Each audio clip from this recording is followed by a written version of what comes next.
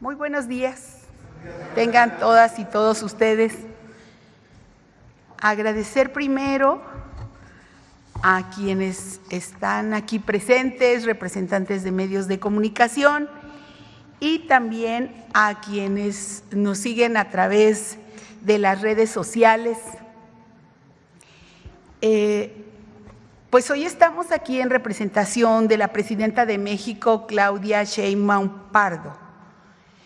Iniciamos la Mañanera del Pueblo, este espacio de comunicación dedicado por la titular del Ejecutivo Federal para compartir con la ciudadanía las acciones que realiza el Gobierno de México en su beneficio, en beneficio de la nación. Y también para escuchar las inquietudes de la ciudadanía a través de los representantes de los medios. Como ustedes saben, nuestra presidenta está en trayecto a Canadá.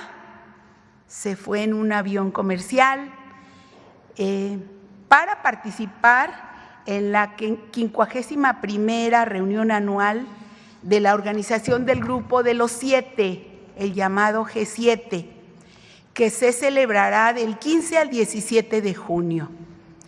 Para acudir a este encuentro de alto nivel, la presidenta Claudia Sheinbaum notificó al Congreso de la Unión su salida del país y en este foro intergubernamental reúne a los líderes de las 7 economías más grandes del mundo.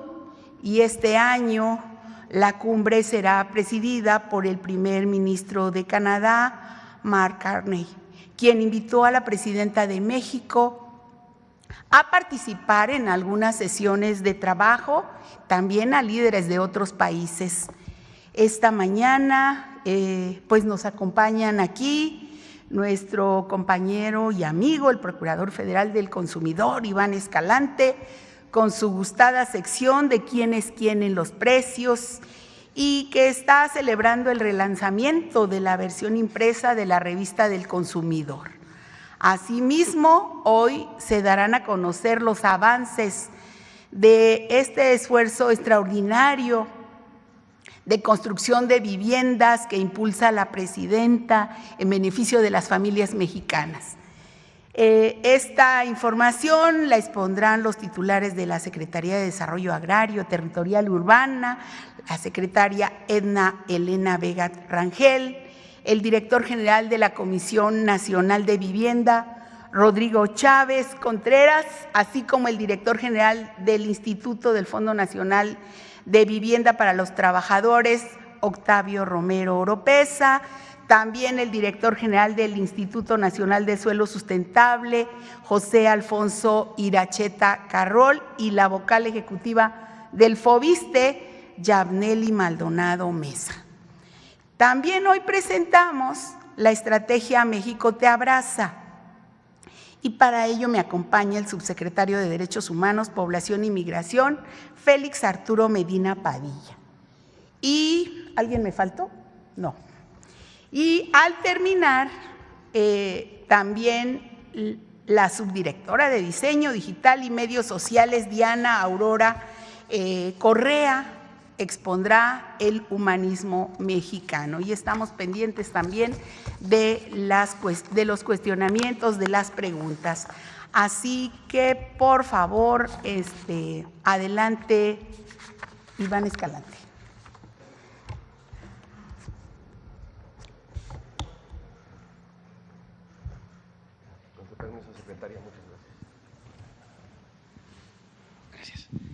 Muy buenos días a todas y a todos. Iniciamos con el quién en los precios. Adelante.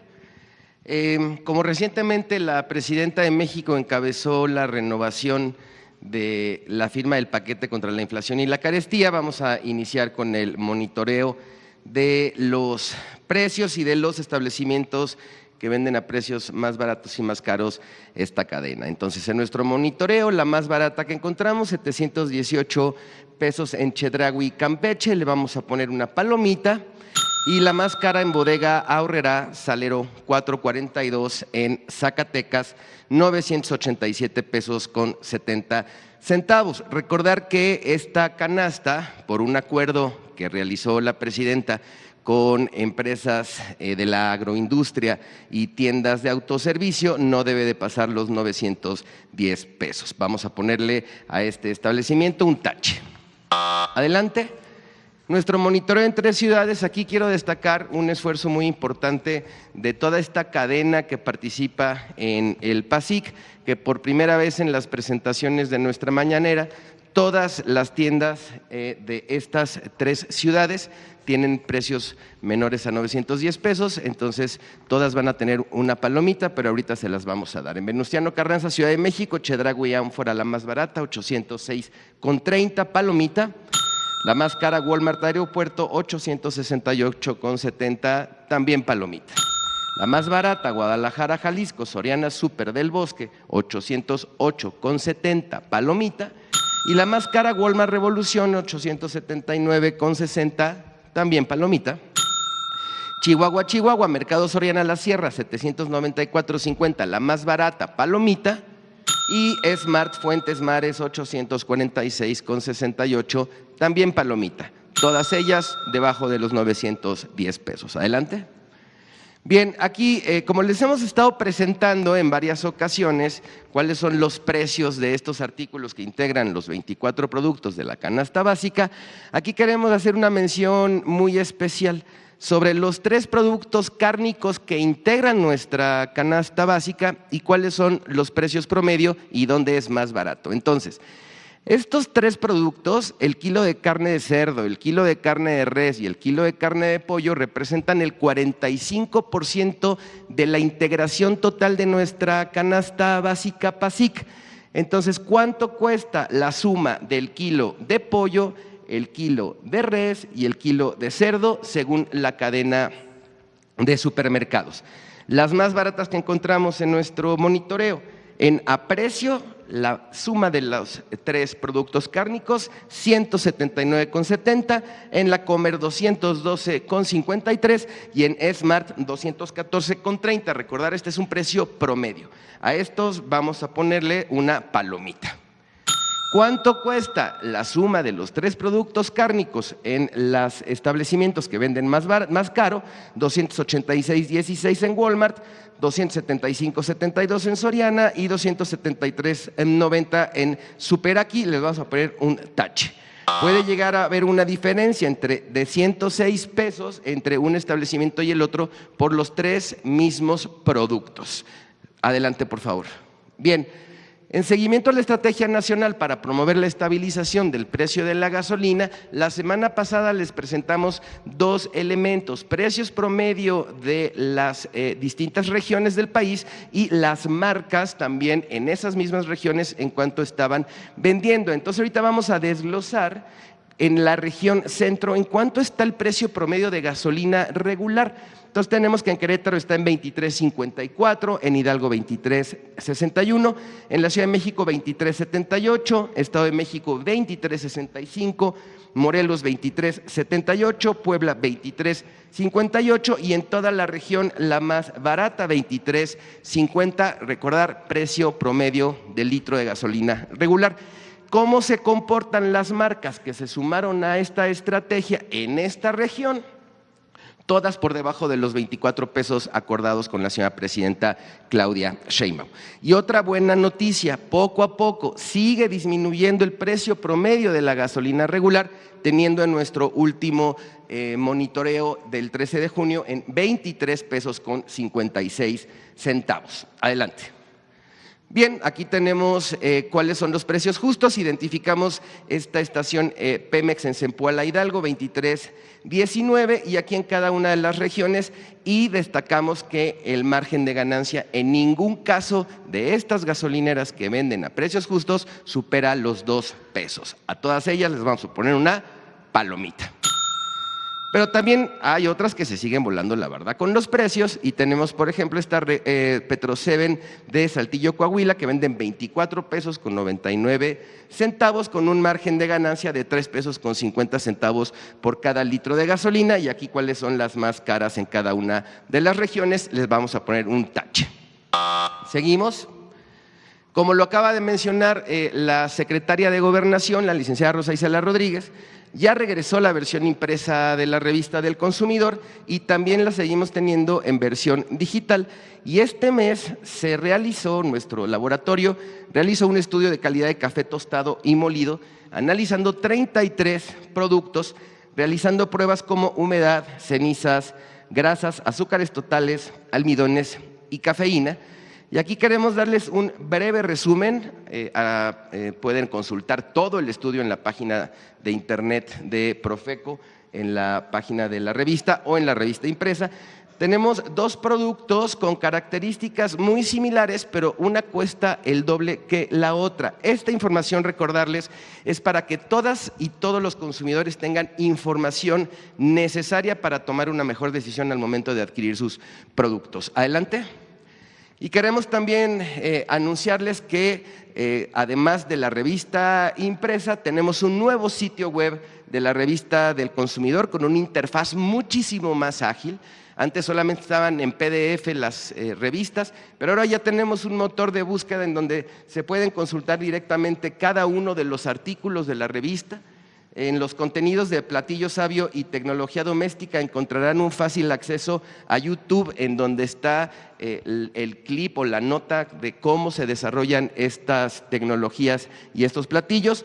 Puedes suscribirte para recibir la revista en tu correo electrónico de manera mensual y asimismo también tiene acceso a la biblioteca digital. Ahí está la página de internet, visítenla, tiene un buscador muy fácil, en donde ponen el nombre del artículo que están buscando y le puede arrojar muchos estudios desde lo histórico de nuestra revista del consumidor. Adelante. Finalizamos con los consejos Profeco de la semana. 1, con menos de 215 pesos puedes comprar 1 kilo de pollo, res y cerdo. Revisa y compara entre establecimientos. 2, siguen las buenas noticias, el precio promedio nacional del litro de gasolina regular continúa bajando, no cargues combustible con los proveedores que se vuelan la barda con los precios. 3, la revista del consumidor volvió impresa y para facilitar la búsqueda de contenidos renovamos la página de internet, consúltala, nuestras redes sociales, en la página de internet y el número del consumidor. Muchas gracias, secretaria, muy buenos días.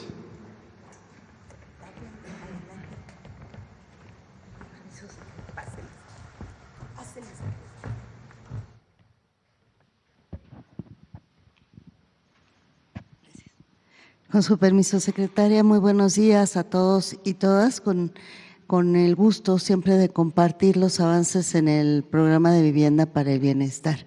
Sí, pasamos a la primera, por favor. Siempre tener presente la meta, porque si no, no tenemos un parámetro de hacia dónde vamos. 1.100.000 viviendas nuevas en el país, 1.550.000 apoyos para mejoramiento o ampliación y 1 millón de escrituras. Esa es nuestra meta para los 6 años. Y para este año, para 2025, 2.1 millones de beneficiarios con el programa, que equivalen pues a 186.000 viviendas nuevas. Este dato va a variar un poquito de lo que va a informar el director de la Comisión Nacional de Vivienda, porque este es el cálculo de lo que correspondería en su mayoría al 2025 y ya la Comisión Nacional de Vivienda va un poco más adelante considerando el ejercicio 2026. 300.000 apoyos de créditos de mejoramiento que suman también a todas las instituciones. Ya estamos a punto de concluir los 100.000 apoyos que se otorgaron en el oriente del Estado de México. Ya falta muy poquito para concluir, 15.000, ya solo de la dispersión del recurso, y 120.000 escrituras, todo esto a lo largo y ancho del país. Estas son nuestras metas sexenal y de 2025. Adelante, por favor. Ya en 29 estados, si recuerdan todavía la presentación pasada, nos faltaban más entidades, ahorita ya vamos en 29 entidades donde se han iniciado proyectos. Estas son algunas imágenes de las obras iniciadas. Por obvias razones, la obra más avanzada es la de Los Cabos, en Baja California Sur, con la cual iniciamos y ya va alrededor del 40% de avance esa obra, y las demás están en este nivel que ustedes pueden ver aquí, en San Jacinto Amilpas, en Oaxaca, en Tlaxiaca, en Hidalgo. Son obras ya también bastante avanzadas. Adelante, por favor. Estos son otros ejemplos que tenemos donde ya están pues preliminares. La mayoría de las 29 entidades. Aquí vemos ya compactación de suelo y ya desplantes en Tepic, Nayarit, en Tuxtla Gutiérrez, en Cuautla, Morelos, que es un proyecto que va a estar muy, muy bonito, que comparten el Infonavit y la Comisión Nacional de Viviendas. Más de 1,000 viviendas van a ser ahí. En Los Cabos, Yurecuaro, Michoacán, Ocampo, y en Durango. Entonces ya va corriendo, es de las partes más complejas la cimentación y ya están arrancando. Adelante. En números gruesos tenemos los dos bloques. No derechohabientes, recordarles que es la Comisión Nacional de Vivienda la que tiene a no derechohabientes. Entonces, entre enero y junio iniciaron 22,349 viviendas y entre julio y agosto 65,930. Esto hace un total de 88,279. Este también es el dato que les compartía, que no coincide con lo que se expresó anteriormente, pero tiene que ver con también es parte de la meta ya 2026. De derechohabientes con Infonavit ya arrancaron entre enero y junio 74,955 viviendas. Ya el ingeniero Octavio Romero les explicará también el detalle de estos avances. Entre julio y agosto 36,637 viviendas nuevas, que hace un total de 111,592.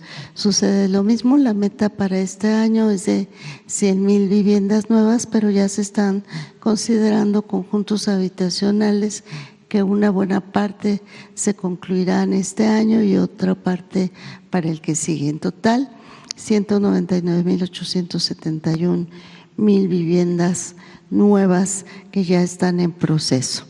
Y por lo tanto, ya para este año efectivamente nos llegaremos a la meta de 186,000 de esas 199,000 que acabo de comentar. Del lado derecho ustedes pueden ver un render de uno de los proyectos.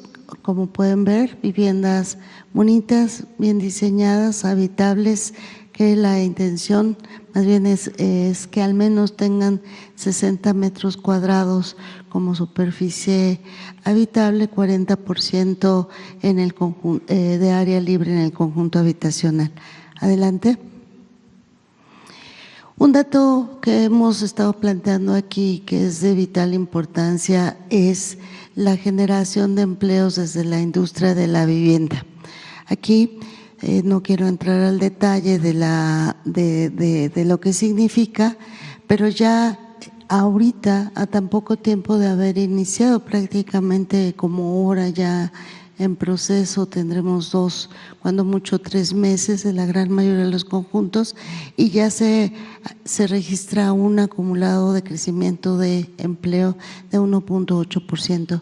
Esto nos tiene muy satisfechos porque es justamente uno de los objetivos del programa de Vivienda para el Bienestar. En las gráficas pueden ver este comportamiento, este análisis mensual lo hace la Secretaría de Hacienda y nos lo comparte para ir justamente pues visualizando el alcance de este objetivo fundamental que se enmarca en el programa de Vivienda para el Bienestar.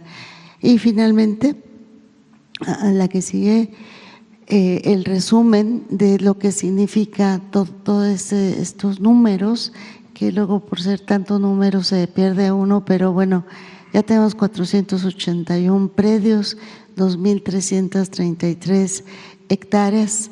Todo esto se ha logrado en el trabajo coordinado con los gobiernos estatales, municipales, de varias secretarías, dependencias del gobierno federal, estatal, municipal, que nos ha permitido ir predio por predio valorando su viabilidad, que no estén en ninguna condición de riesgo, que cuenten con toda la factibilidad de servicios de agua, drenaje, luz, etcétera, transporte. Y esta valoración pues se hacen reuniones prácticamente semanales con cada una de las entidades de todas las instituciones aquí presentes, y este es el resultado: alrededor de 480 servidores públicos que están involucrados en esta valoración. Adelante. Finalmente, volver a insistir, cada vez que, y eso es muy frecuente, vamos a territorio, nos encontramos con señalamientos de personas que nos dicen: es que ya nos inscribimos en una lista que nos pasó X o Y persona.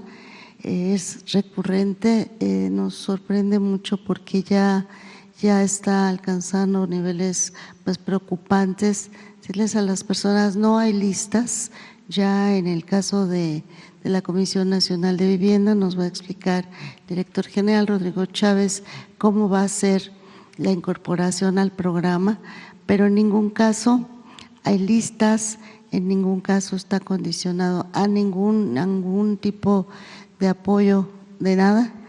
Entonces, pedirle a la gente que no se deje sorprender. Todas las páginas de las instituciones de CONAVI, de Infonavit, de FOBISTE, del INSUS, de la propia SEDATU, pueden ahí acceder a la información e insistir mucho en esto, porque sí, sobre todo en las comunidades más alejadas, pueden pedir desde 300 pesos, pero ya sabemos casos que piden 35, 50 mil pesos. Entonces, por favor, insistir a la gente que nos escucha que no se dejen sorprender por estas situaciones, y ya muy pronto van a tener ese contacto directo para poder sumarse al programa. Muchas gracias.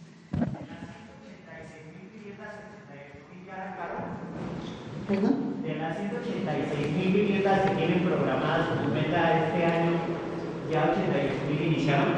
Ya, ahorita los directores de Infonavit y de CONAVI les van a decir en dónde, cómo iniciaron ya estas obras.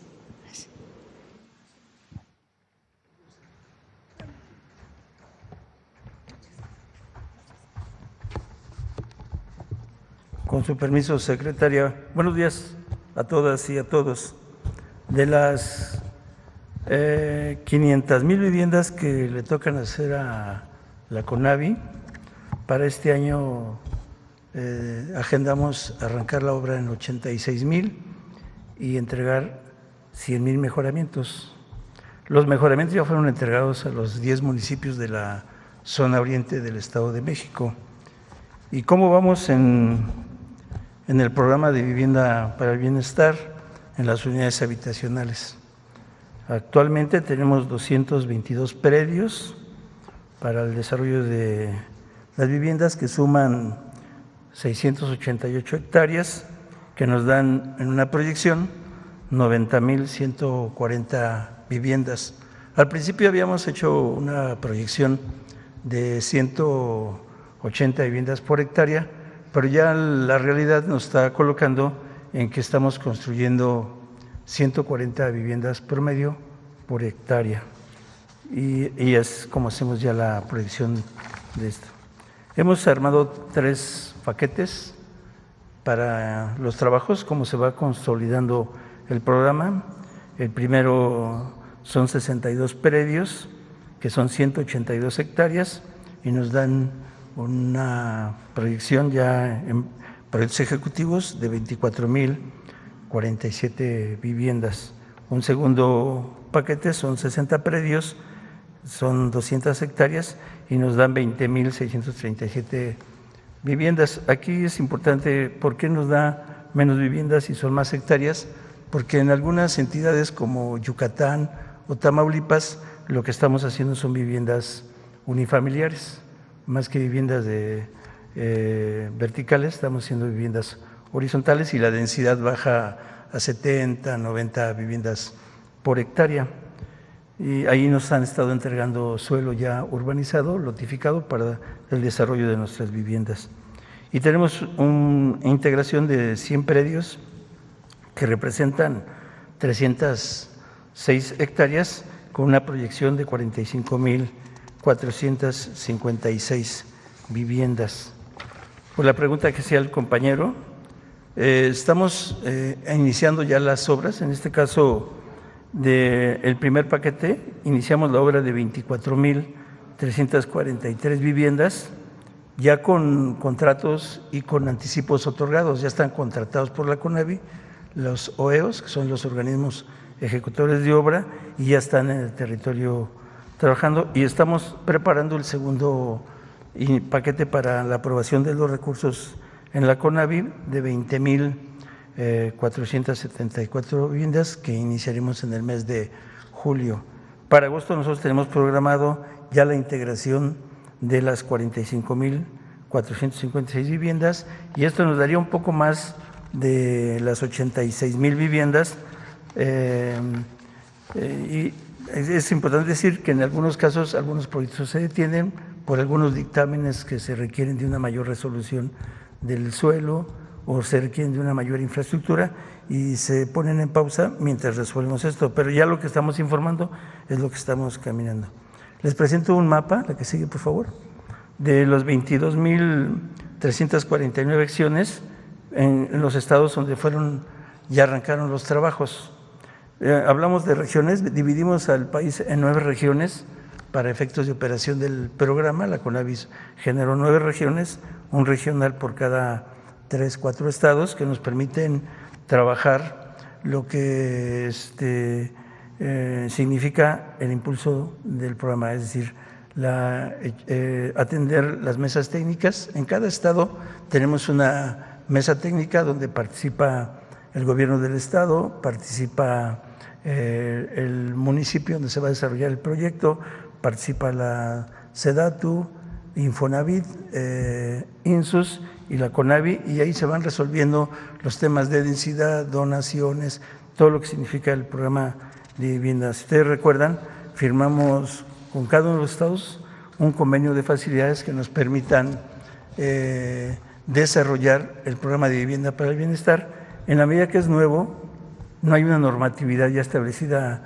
en los estados, estamos construyendo una normatividad que nos permita generar condiciones para la vivienda. Instalamos ventanillas únicas que nos permiten tener resoluciones más rápido para los inicios de los trabajos.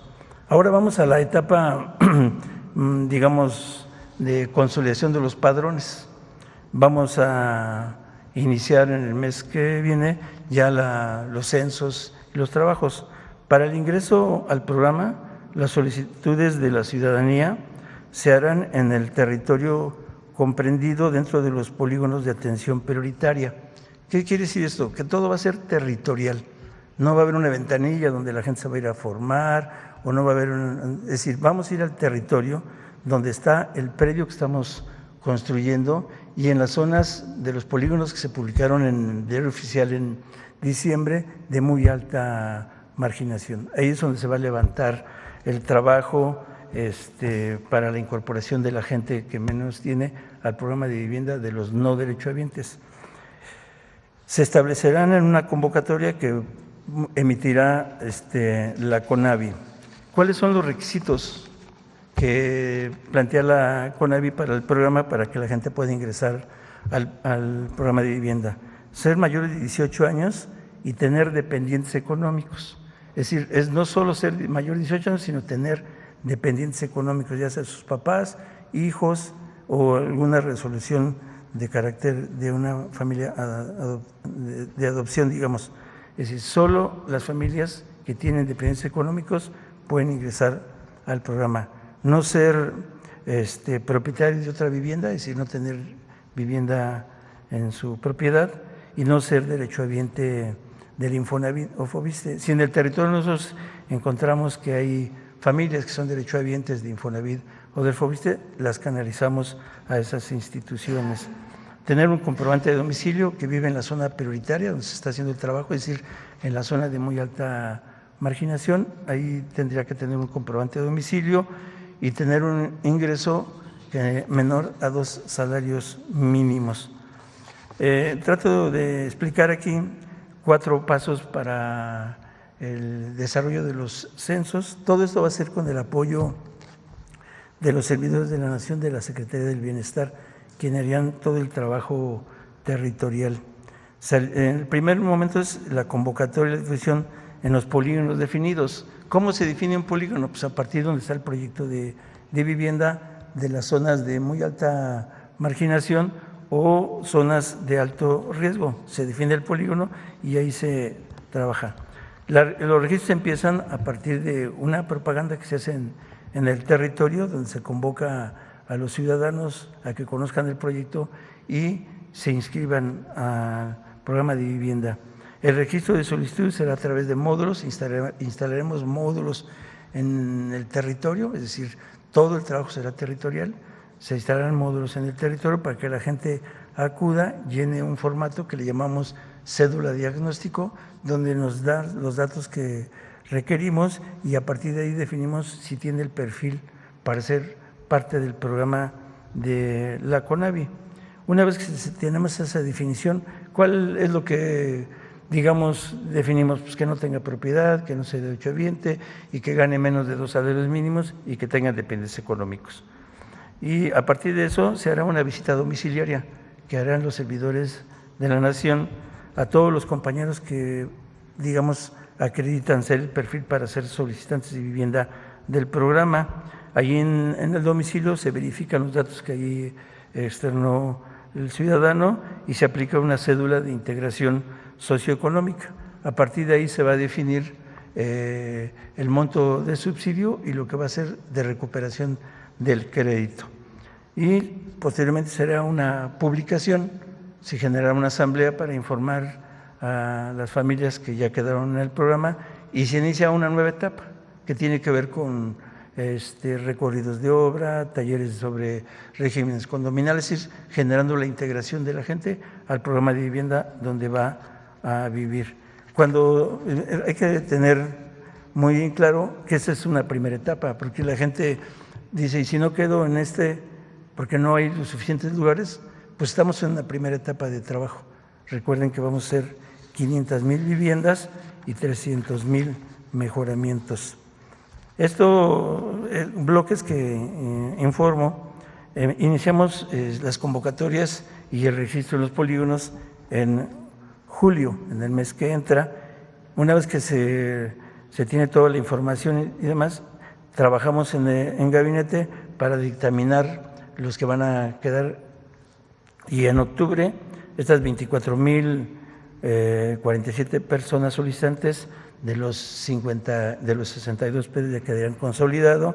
En agosto haríamos la segunda convocatoria para el siguiente paquete y en septiembre el tercero.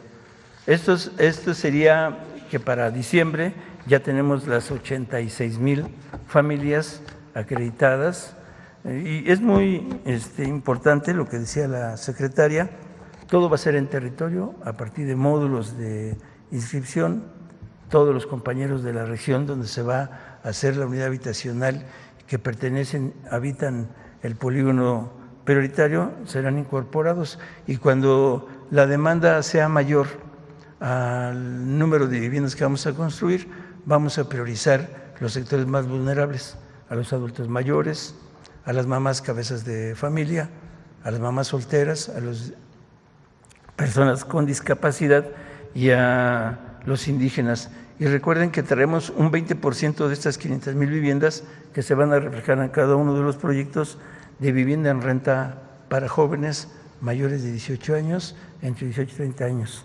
Esto sería todo, secretaria. Muchas gracias a todos.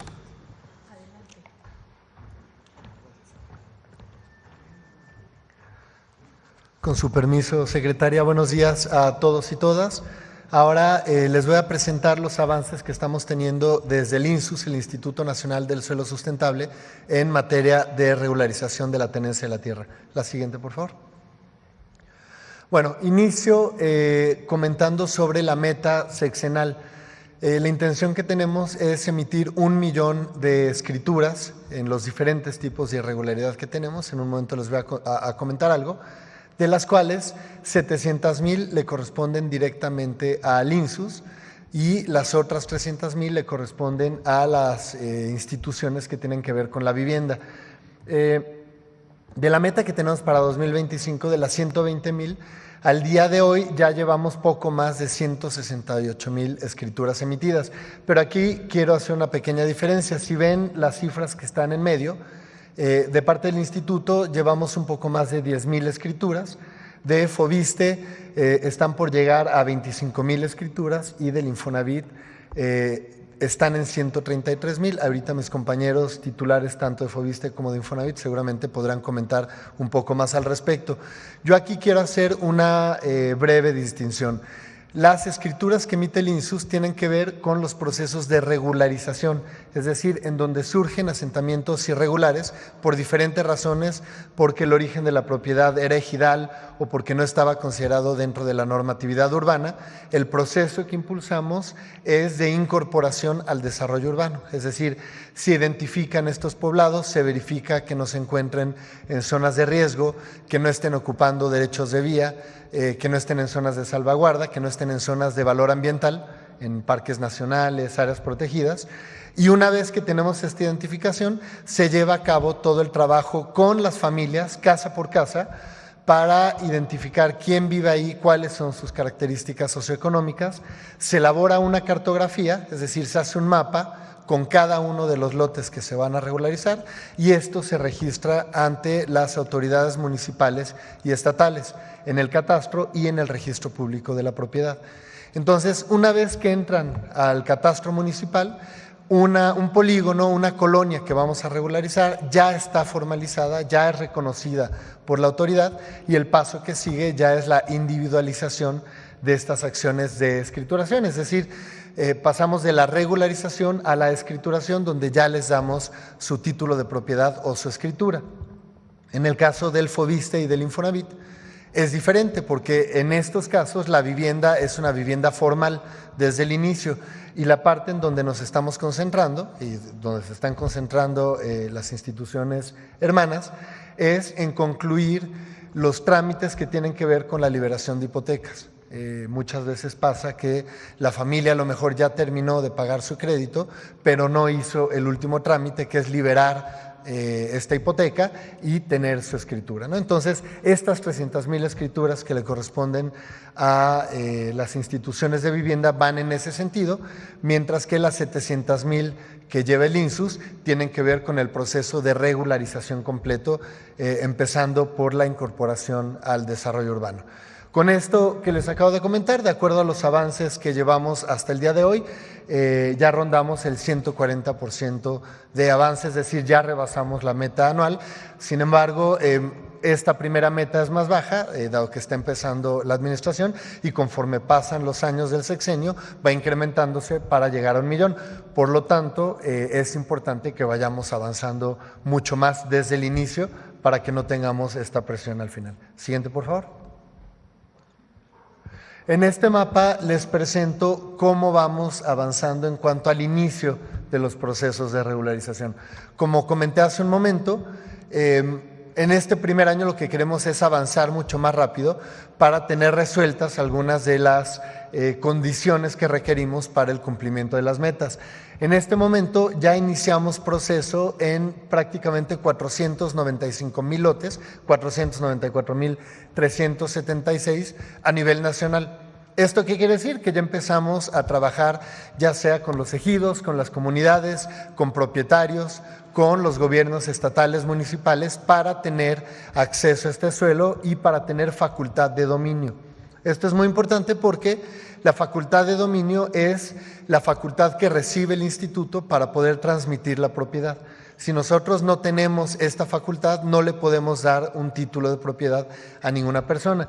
Y de ahí la relevancia de tener este avance mucho más dinámico este año, de modo que en los siguientes años nos podamos concentrar en ya las acciones de regularización, pero a un ritmo mucho más rápido, dado que ya tenemos esta facultad de dominio que acabo de comentar.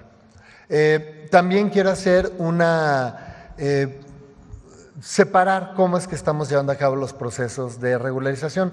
En ocasiones anteriores hemos hablado de los procesos expropiatorios con fines de regularización, que este es el mecanismo tradicional que seguimos para trabajar con ejidos y comunidades.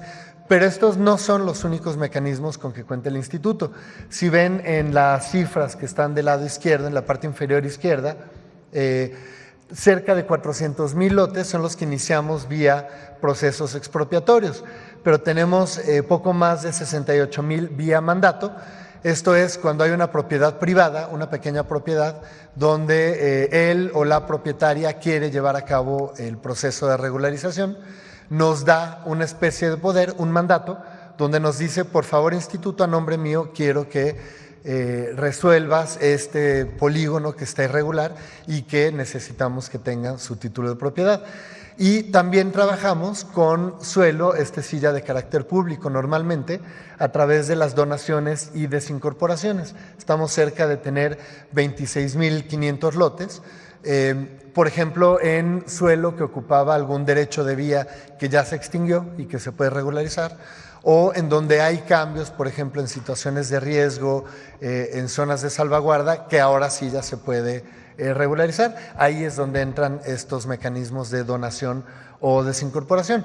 Un ejemplo, los predios de Ferrocarriles Nacionales de México, Ferronales, que ya está en liquidación desde hace más de 20 años, estamos recibiendo todos los polígonos de Ferronales que fueron ocupados de manera irregular en algún momento para incorporarlos al desarrollo urbano.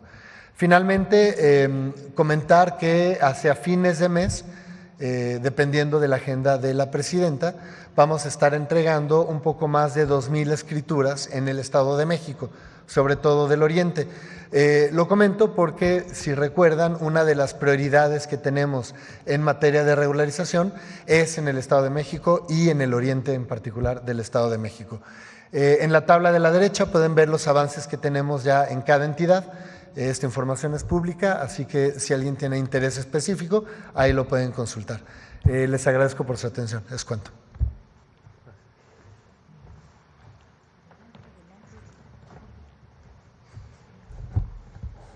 Buenos días a todas y todos. Me permito, con el permiso de la secretaria, compartir los avances en el FOVISSSTE. Adelante, por favor.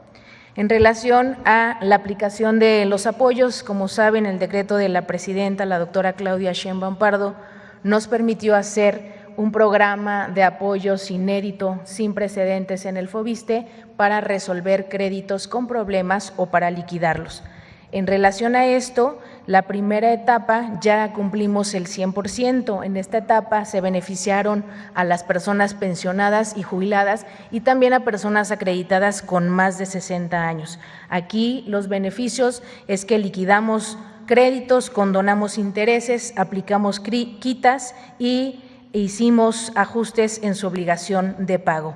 En relación a las dos siguientes etapas, adelante, por favor. Tenemos programado comenzar su aplicación en el mes de julio para el caso de la segunda etapa y vamos a beneficiar a 135,000 personas acreditadas y una última etapa para el último trimestre del 2025 a 116,000 personas acreditadas. Adelante. También me permito informar sobre los nuevos programas de crédito, que son 3. El crédito Tú Construyes, para incentivar la autoproducción de vivienda. Si las personas acreditadas tienen algún terreno de propiedad social o propiedad privada y necesitan un crédito como el del Foviste para construir su propia casa con asistencia técnica. Este es el crédito que pueden solicitar. Lo flexibilizamos y le quitamos pues muchos costos y trámites que eran para las y los acreditados. También tenemos el crédito Renovaviste, que es para mejorar la vivienda, para rehabilitarla, para remodelarla. Este crédito se puede solicitar hasta 3 veces, tiene un monto máximo de 200,000 pesos y se puede pagar de 1 a 3 años. Y también lo simplificamos, le quitamos gasto operativo para las personas acreditadas. Y tenemos Foviste Mujeres, que está dedicado a nuestras compañeras servidoras públicas y a las pensionadas. Tiene una tasa del 2 al 3.5% y desde el pasado 8 de marzo este crédito puede ser solicitado.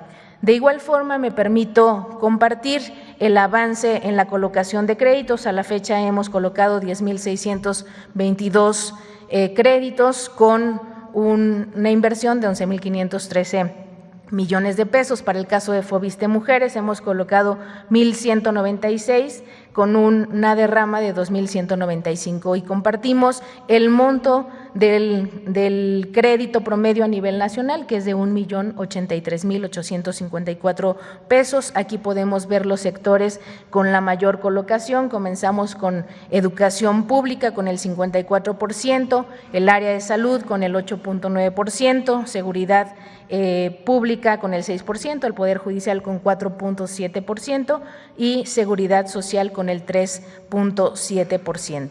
De igual forma, como ya lo comentó la secretaria y mi compañero del INSUS, también me permito, la siguiente por favor, compartir los avances de la escrituración. Aquí estamos sumados a la Estrategia Nacional para la Regularización y la Recuperación de Testimonios. Para el caso de Foviste tenemos una meta de 41,686, llevamos un avance del 24% y aquí hemos hecho diversas acciones como mesas de trabajo con los gobiernos de los estados, archivos generales de notarías, con los registros públicos, con las consejerías jurídicas.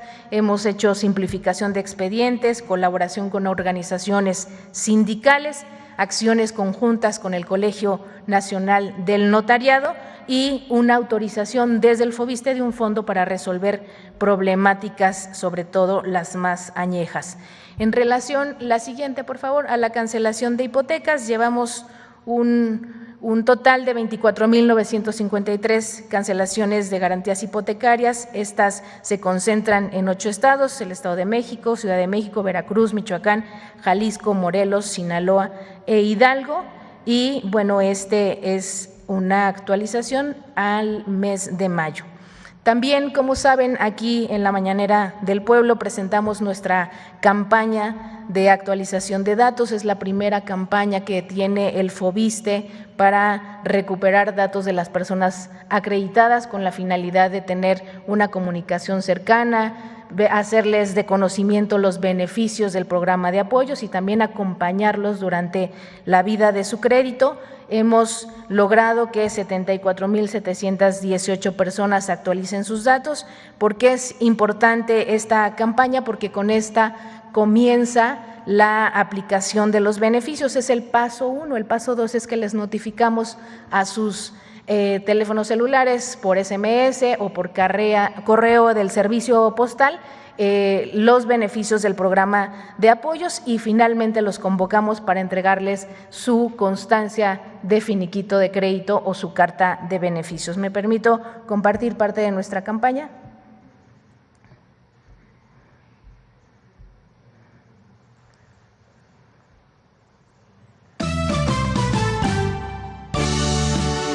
Actualízalos ya, debes actualizar tus datos si trabajas para el Estado. Actualízalos ya, si recién ingresaste o si eres jubilada o pensionado. Si ya estás acreditada o acabas de empezar, en el Foviste tus datos debes actualizar. Tus datos debes actualizar en foviste.gov.mx. Actualízalos ya. Por último, secretaria, de igual forma queremos reiterar que en el FOVISSSTE no tenemos intermediarios, todos los servicios, todos los créditos que se obtienen y el programa de apoyos son absolutamente gratuitos, no hay sorteos y no hay intermediarios, así es que mucho ojo a nuestras personas acreditadas. Muchísimas gracias.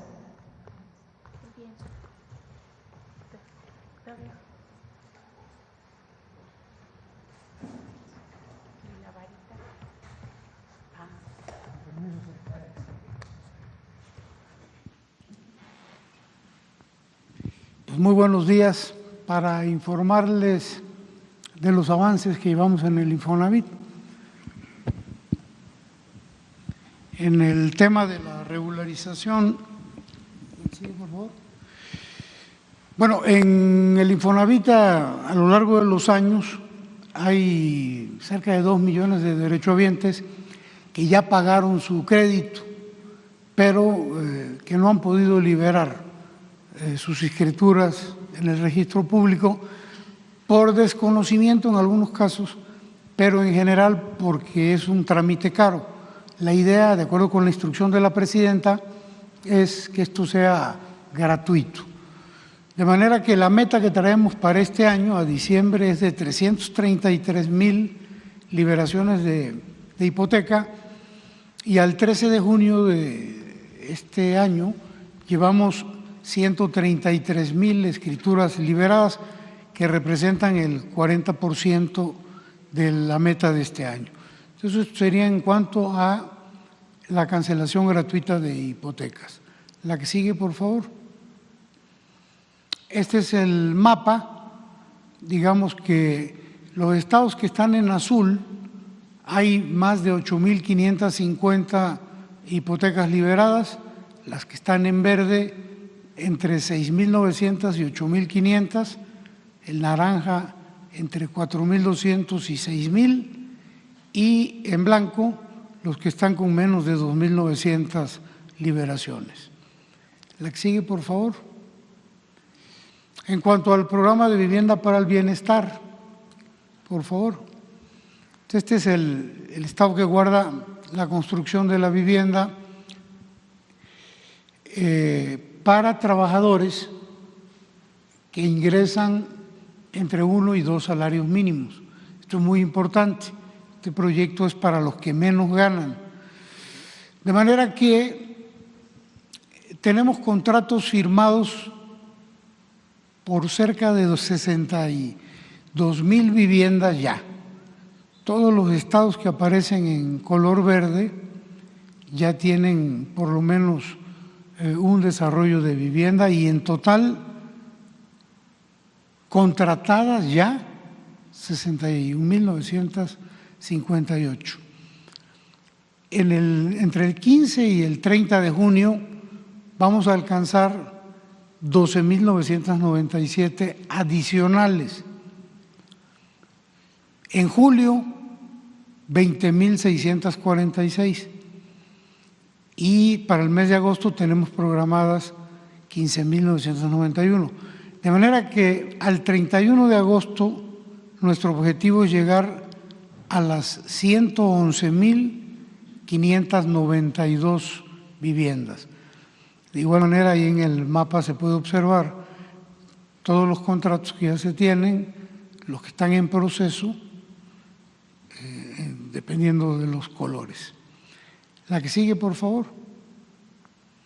Estos son algunos renders de algunos proyectos que ya están contratados. Por ejemplo, este predio Altares de esta empresa, Salve Habitacional, son 5 hectáreas, 5.7, son 912 viviendas. ¿Qué sigue? Este Virreyes, en Ahome, Sinaloa, muy bonito, 757 viviendas, 4.2 hectáreas. Que sigue, por favor. 1,079 hectáreas en Reynosa, 16.53 hectáreas. También son proyectos que están muy bonitos, igual que los de CONAVI y FOVISSSTE. La que sigue. Está también en Ahome, 180 hectáreas. Que sigue. En Altamira, Tamaulipas, 3 hectáreas, 800 77 viviendas, que sigue. La Gloria en Tuxtla Gutiérrez, 280 viviendas, el que sigue. Villahermosa, 5.800 viviendas, son 34 hectáreas. La que sigue, por favor. Ciudad Victoria, 935 viviendas, el que sigue. Bueno, entonces, avances en los programas del Infonavit, la que sigue. Aquí ya entramos al tema que hemos platicado en otras ocasiones y que tiene que ver con los créditos impagables, como los hemos denominado. Hay que recordar que cuando inició esta administración sumaban 4.155.000 créditos impagables. ¿Por qué eran impagables?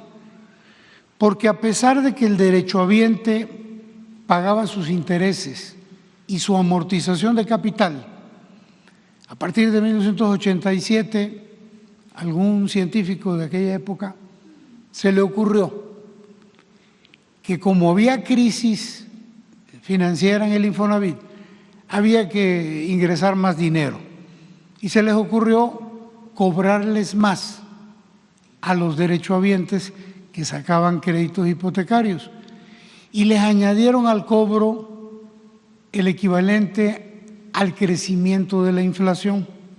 Esto hacía total y absolutamente inviable el pago del crédito, porque aunque estuviesen al corriente pagando intereses y capital, el incremento al salario mínimo se les iba acumulando al saldo, de manera que si alguien sacaba 250,000 pesos, a la vuelta de 15, 20 años ya debía 1 millón o 2 millones.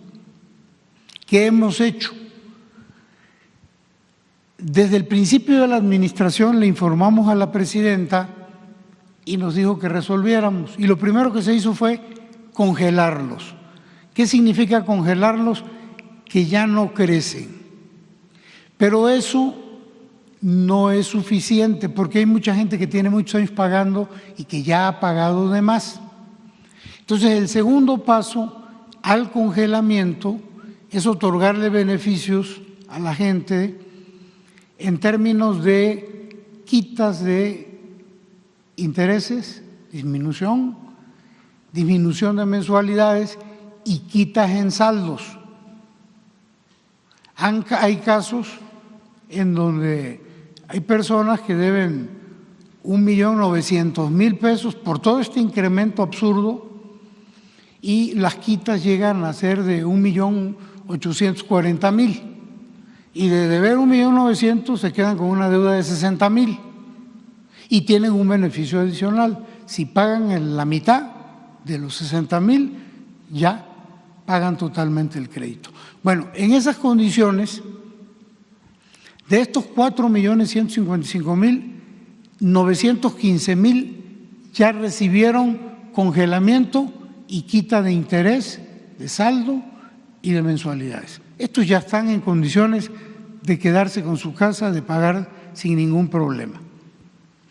El próximo mes de julio, de manera automática, vamos a ingresar ya con beneficios a 495.000 personas más.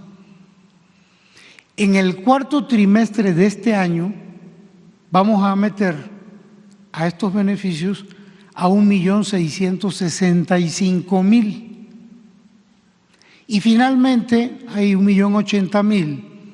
Estamos diseñando un producto para que también de manera automática reciban los beneficios. Inicialmente habíamos pensado que llegaran a las delegaciones, a los centros de servicio, pero es un proceso muy largo y complicado. De manera que lo vamos a seguir haciendo en las delegaciones, pero les vamos a hacer una solución automática.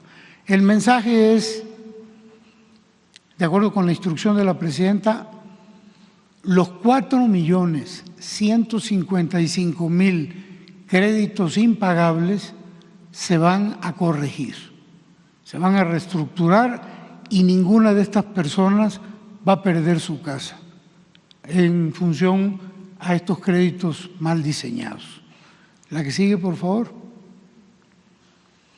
Ahora les platico un problema que también encontramos en el Infonavit y que fue producto de la irresponsabilidad y la corrupción de administraciones anteriores al presidente López Obrador. Antes se construía vivienda de interés social de 30 metros, de 40 metros, de 45 metros, en lugares muy apartados, donde no había servicio, ni luz, ni agua, ni drenaje, muy retirados de los centros de trabajo. Y derivado de esa problemática, mucha gente, de eso y de los créditos impagables, mucha gente abandonó estas viviendas o dejó de pagar. Actualmente el cálculo es de que hay 843,000 viviendas emproblemadas. Se les llamaba abandonadas, vandalizadas. Lo cierto es que no sabíamos la condición específica de estas 843,000 viviendas. Lo que sí sabíamos es que no pagan.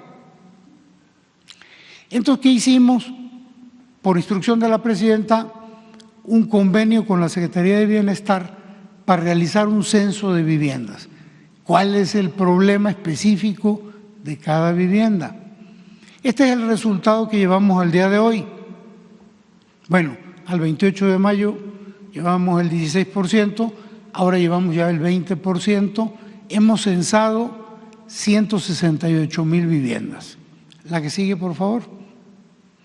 De estas 168,000, 145,000 están habitadas, no abandonadas. Están habitadas por personas que originalmente sacaron su crédito, pero que ya no pagan, y la mayoría por gente que no teniendo vivienda las vio desocupadas y las está ocupando de manera irregular. Y 23,000, es así, deshabitadas y o vandalizadas. ¿Cuál es la idea? Bueno, terminar el censo, pero antes inclusive de terminar el censo queremos ir resolviendo con lo que ya vamos teniendo. Por ejemplo, las viviendas habitadas que están de manera irregular, la idea es que ya no haya desalojos.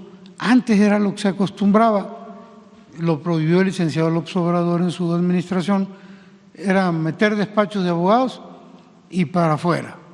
Y luego vendían las casas a particulares que les daban una chaineadita, una pintadita, les ponían la puerta, la ventana y las vendían carísimas. Ahora no. La instrucción de la presidenta es hablar con cada uno de estos que están dentro de las viviendas y buscarles una solución. Voy a poner un ejemplo. Alguien que de manera irregular está dentro de una vivienda, ¿qué se hace? Pues no lo vamos a sacar, pero sí le vamos a advertir que si no se regulariza, nunca va a ser dueño de la vivienda. La puede ocupar, pero no va a ser de él. Y lo que queremos es que sea de él. Y entonces estamos planteando que la puedan adquirir a un precio muy económico, valor en libros, con un esquema, si no son derechohabientes, con un esquema de renta con opción a compra, de manera que vayan pagando la renta y al mismo tiempo la casa, y a los 4 o 5 años sean ya dueños de su vivienda. Y en el caso de estas 23,000 que son deshabitadas y vandalizadas, la petición que nos hacen los gobernadores es recurrente. Por favor, ayúdenos a resolver, pues se convierten en focos de delincuencia, en focos donde se droga la gente, zonas de muy mal aspecto para las ciudades. La idea es empezar a rehabilitarlas, a componerlas, a meterles los servicios y ponerlas a disposición de acuerdo también con lo que la presidenta nos indicaba, mujeres, jefas de familia, jóvenes ya rehabilitadas, dárselas en opción de renta como opción a compra, gente que tiene problemas de discapacidad y cambiarles el aspecto a las ciudades donde están estas viviendas.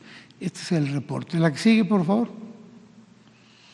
Hay un programa en el Infonavit que es muy importante, que se llama, un crédito que se llama mejoramiento de vivienda. Se usa para rehabilitar o ampliar la vivienda. Tenemos una meta para este año de 250,000, hemos venido cumpliendo nuestros números, estimamos poder superar los 250,000 créditos este año y es un crédito que presentaba en otras administraciones actos de corrupción, porque al derechohabiente le condicionaban entregarle el crédito a partir de tarjetas para que fueran a determinados comercios a comprar los materiales. Ahora el gran cambio es que el derechohabiente que tiene este crédito se le deposita directamente a su cuenta de cheques y él puede comprar donde se le pegue la gana. La que sigue, por favor. La situación financiera del Infonavit, muy rápido, así la recibimos del presidente López Obrador, 146,000 millones en el Fondo de Vivienda. Este ha sido el comportamiento. Hoy tenemos, el presidente López Obrador la recibió en 146, nos los entregó a nosotros en 780,000 millones. Creció muchísimo el Fondo de Vivienda con él por su política de incremento del salario mínimo. Él recibió 80 pesos del salario mínimo, lo entregó en 248. Eso permitió el crecimiento del Fondo de Vivienda.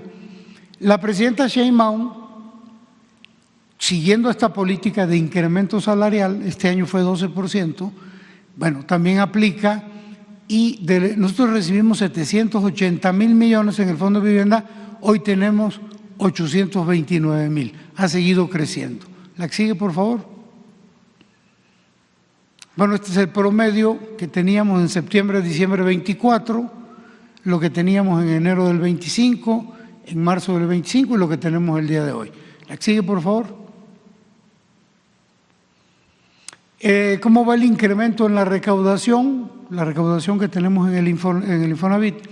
Pues en promedio la administración pasada por mes se recaudaban 33,300 millones de pesos, ahora recaudamos 35,000. Ha habido un incremento y en cuanto a colocación de créditos, colocábamos mensualmente en la administración pasada 19,400 millones, ahora colocamos 21,560. Se han venido mejorando estos números. La que sigue, por favor. Derivado de todos los problemas del Infonavit, hemos denunciado muchos casos y este es el informe que tenemos de las denuncias que hemos presentado ante la Fiscalía General de la República. La que sigue, por favor. En el 24 presentamos 15, esta es la numeralia por mes de las denuncias que hemos venido presentando. Al día de hoy llevamos 150 denuncias presentadas ante la Fiscalía General de la República. La que sigue, por favor. Y se le ha rescindido el contrato a 22 trabajadores del Infonavit por actos de corrupción. En enero 1, en febrero, en abril, y en total ya suman los 22 empleados que ya se les rescindió su contrato. La que sigue.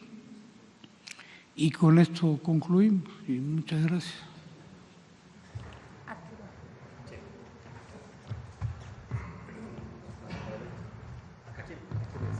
Gracias. Gracias. Con su permiso, secretaria, muy buenos días a todas y a todos. Por instrucciones de la presidenta Claudia Sheinbaum y también de la secretaria de Gobernación, informaremos sobre los avances de la Estrategia Nacional de Repatriación México Te Abraza, que es una estrategia para brindar a nuestros compatriotas una recepción respetuosa y digna, pero también para acercarles las distintas opciones que se prepararon para que retomen su vida en su país natal.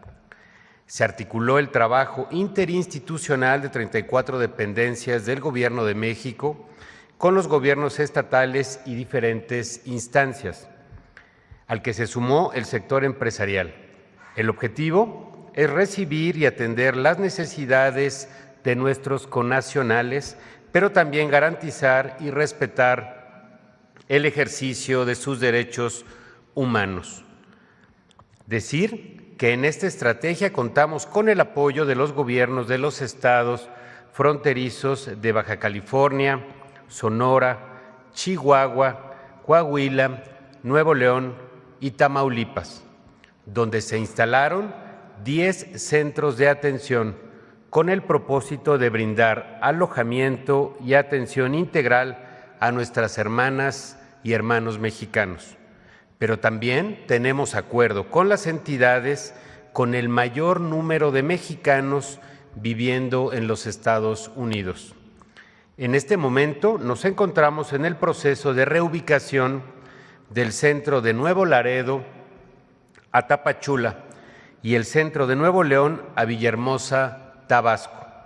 Los centros, como ustedes saben, cuentan con la capacidad operativa para atender hasta 25,000 de nuestros connacionales simultáneamente, con dignidad y humanismo. Del 20 de enero a la fecha, hemos recibido a 56,298 connacionales que han sido repatriados desde los Estados Unidos. 12,183 han llegado vía aérea y son bienvenidos en el AIFA y en los aeropuertos de Villahermosa y Tapachula, donde reciben la oferta interinstitucional de la Estrategia México Te Abraza. Las personas repatriadas vía terrestre que deciden no acudir a los centros de atención también son atendidas con calidez y humanismo. Recibieron su carta de repatriación, alimentos, acceso a llamadas telefónicas, orientación jurídica y boletos de autobús hacia sus lugares de origen.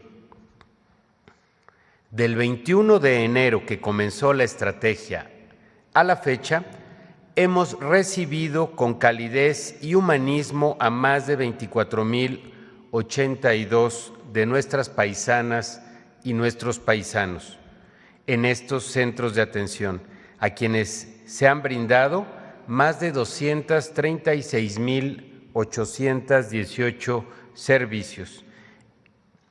Hemos entregado más de 92,246 raciones de alimento, se han brindado más de 9,786 atenciones médicas y más de 4,019 atenciones psicológicas.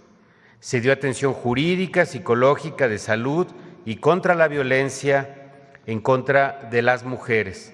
A más de 19,282 personas se les entregó una tarjeta de bienestar paisano con 2,000 pesos para sus gastos de traslado a sus comunidades de origen y se ha incorporado a nuestros connacionales a programas del bienestar. Se afiliaron más de 34,918 personas al IMSS con el decreto que brinda esta prestación por razones humanitarias y de solidaridad a repatriados y sus beneficiarios legales. También se han emitido CURPs y copias certificadas de actas de nacimiento. Y gracias al apoyo del sector empresarial, logramos vincular a oportunidades de empleo a más de 2,495 personas. A través del DIF se han brindado 1,128 apoyos a núcleos familiares incluyendo a niñas, niños y adolescentes. Se dieron más de 700 asesorías en regularización de suelo, temas agrarios e incorporación a programas de vivienda y se otorgaron 4,629 tarjetas para remesas con Financiera para el Bienestar. También se han entregado más de 2,499 chips de la Comisión Federal de Electricidad con conexión gratuita a Internet y se efectuaron más de 315 trámites educativos. Entre los 10 centros de atención se ha brindado el servicio de alojamiento a más de 19,856 ocasiones. El Instituto Nacional de Migración realizó el traslado de más de 13,000 mexicanos en retorno a sus estados de origen. Los principales destinos son Coahuila, Durango, Zacatecas, Querétaro, Aguascalientes, Ciudad de México, Michoacán, Jalisco, Guerrero, Oaxaca, Chiapas y también en Puebla. Recordar que en este trabajo tenemos coordinación con organismos nacionales e internacionales como la Comisión Nacional de los Derechos Humanos y las oficinas de Naciones Unidas en nuestro país.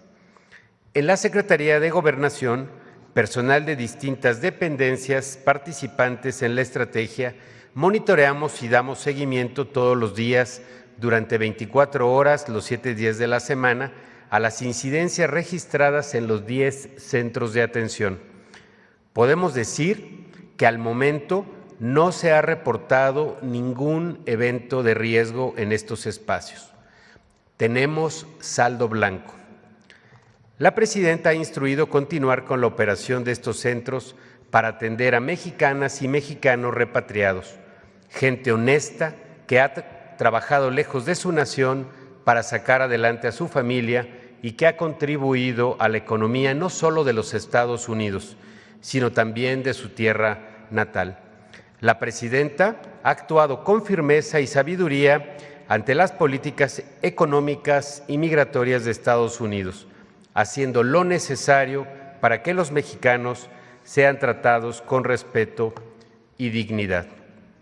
Aprovechamos para decirles que no están solas ni solos, que sepan que México los espera con los brazos abiertos.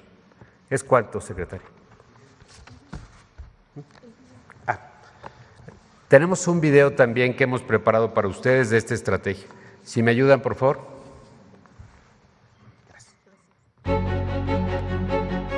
Ante la repatriación de mexicanas y mexicanos que se encuentran en Estados Unidos, el Gobierno de México instrumentó la estrategia efectiva de recepción México te abraza. Por instrucción de la presidenta de México, Claudia Sheinbaum, desde el pasado 20 de enero se recibe con calidez y humanismo a nuestros connacionales. Las y los paisanos que cruzan la frontera contribuyen con su esfuerzo, trabajo y amor al desarrollo económico y cultural de ambas naciones. Pagan sus impuestos. Son gente honrada, de bien, que lucha día a día por forjar el bienestar de sus familias. Una de las primeras acciones fue instalar 10 centros de atención para recibir a personas repatriadas en los estados de la frontera norte, Baja California, Coahuila, Chihuahua, Nuevo León, Sonora y Tamaulipas. Se cuenta con capacidad para atender a hasta 25,000 personas simultáneamente, gracias a la coordinación entre los gobiernos federal y de los estados. Participan 34 dependencias para ofrecer a las mexicanas y mexicanos alojamiento y traslado gratuito en autobuses a sus comunidades de origen, con pleno respeto a los derechos humanos. Asimismo, se vigila el cumplimiento de tratados y acuerdos internacionales y bilaterales en materia de repatriación. A su llegada, ya sea por vía aérea o terrestre, se les entrega la carta de repatriación con la que pueden acceder a los programas. En los centros de atención se les brindan servicios de higiene, salud, vacunación y comidas calientes. así como información para el acceso a programas sociales, vinculación educativa e inclusión financiera. También apoyo económico con la tarjeta Bienestar Paisano, emisión de documentos de identidad como actas de nacimiento y la clave única de registro de población, CURP. Se ha contado con el apoyo del sector empresarial para ofrecer a quienes regresan oportunidades para un empleo digno. En la Secretaría de Gobernación se instaló el Centro de Mando, que opera todos los días, 24 horas, para monitorear el flujo de personas repatriadas. El Gobierno de México cuenta con la capacidad operativa para atender a nuestros connacionales. No están solas ni solos. México los abraza en su retorno. Bueno, muchas gracias. Mucha información de todas las dependencias que hoy están aquí. Adelante, compañera. Adelante. Gracias. Yo soy Carolina de Código Libre.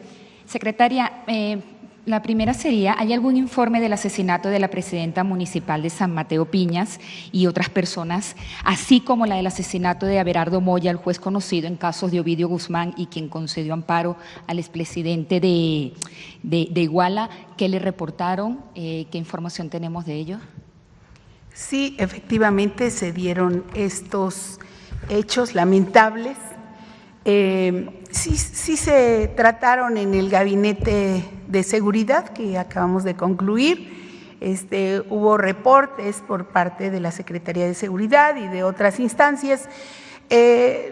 Vamos a darle seguimiento a los hechos ocurridos en estos lugares y pues continuarán las fiscalías de los estados o de la Fiscalía General de la República, según sea el caso, en las investigaciones respectivas y para dar con los responsables. Sobre todo con la presidenta municipal, porque fue directamente dentro del lugar, a la luz del día. Ya están dándole seguimiento, ahí hubo bastante información por parte de los responsables de la parte de el conocimiento de todos los hechos que ocurrieron el fin de semana, pero especialmente estos con amplitud se informó al gabinete. Okay. Le vamos a dar seguimiento y se informará en su momento. Okay. En otro tema, la presidenta, en esta reunión que pudiera tener con el presidente Donald Trump, ¿alguna agenda o las expectativas, no cree que esto pudiera ser parte de una trampa o si es una estrategia o una expectativa que tengan ustedes? Pues nuestra presidenta Claudia Sheinbaum asiste a esta reunión del G7, como ella lo ha dicho, para fortalecer las relaciones entre las naciones que asisten al encuentro. Esta reunión es muy importante para el diálogo entre los jefes de Estado frente a los temas que compartimos como, vecinos, socios. En el caso de Canadá y Estados Unidos y en los demás pues hay una intensa relación porque pues estas reuniones sirven como una base sustantiva para establecer comunicación y acuerdos para los proyectos comunes entre las naciones. Entonces, pues ustedes conocen la destacada posición que tiene México a nivel global y en diversos aspectos. Por ello, la importancia de estar en esta cumbre. Va a estar, como siempre, México bien representado y con todo el apoyo que tiene la presidenta de México en su país y la buena relación que ha llevado con todos los presidentes, porque pues la relación de México con otros países está sustentada en el respeto a la soberanía de cada nación. Entonces, ¿ya saben quiénes acompañan a la presidenta al G7 en Canadá o todavía no? No, de hecho, bueno, les digo, está el secretario de Relaciones Exteriores, Juan Ramón de la Fuente. También está el secretario de Economía, Marcelo Ebrard Casaubon, así como el secretario de Seguridad Pública y Protección Ciudadana, Omar García Harfuch. También el secretario de Hacienda y Crédito Público, Edgar Amador Zamora. También el jefe de la Unidad para América del Norte de la Secretaría de Relaciones Exteriores, Roberto Velasco. El embajador de México en Canadá, que está allá, Carlos Joaquín. También el embajador de México en Estados Unidos, Esteban Moctezuma. La representante de México ante el Banco Mundial, Diana Alarcón. Y pues el jefe de la ayudantía, Juan José Ramírez. Esa es la delegación mexicana que estará acompañando a la presidenta en Canadá. Y pues eso sería. ¿Se puede conocer ese oficio que mandó la presidenta al Congreso para avisar de su salida? ¿Eso se puede conocer, secretaria? Sí, yo creo que sí. Yo misma la firmé. No tiene, pues, es un oficio normal donde se avisa y se tiene la recepción respectiva, pero sí, claro que sí. Okay. Y se hizo en tiempo y en forma, no sé si lo podíamos tener, pero en el transcurso del día se lo paso. Ok, aprovechando aquí el tema de migración, nada más para detallar, hay información que indica que hay migrantes deportados que los están llevando a la frontera con Guatemala y eso implica, bueno, ofrecer empleo, atenderlos de manera directa. Nada más nos confirme, ¿esto es cierto o no es cierto? Hay dos llegadas de Estados Unidos, o sea, dos formas. Aquí lo ha informado el subsecretario. Los que llegan por la frontera norte, en todas las puertas, los puertos fronterizos, y también los que directamente en vuelos llegan a Villahermosa y a Tapachula. Entonces, pues son esos dos lugares en donde se aceptan, son mexicanos, pueden llegar en cualquier zona del país. Y por último, nada más para confirmar, en el tema de la vivienda, ¿qué ocurriría precisamente en los casos de las viviendas que fueron invadidas? Porque nos comentan que se buscará que las personas que están en las casas sin ser derechohabientes ya las adquieran formalmente, pero entonces, ¿qué pasará con los dueños legítimos de esos inmuebles? En el caso de Infonavit, sí. Adelante, por favor, ingeniero Octavio Romero.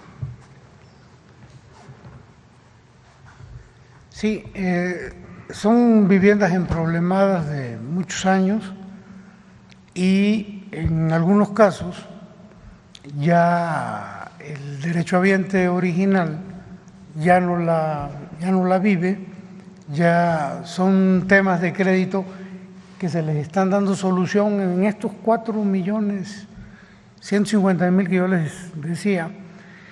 Pero evidentemente hay una vivienda que puede estar ocupada por un tercero.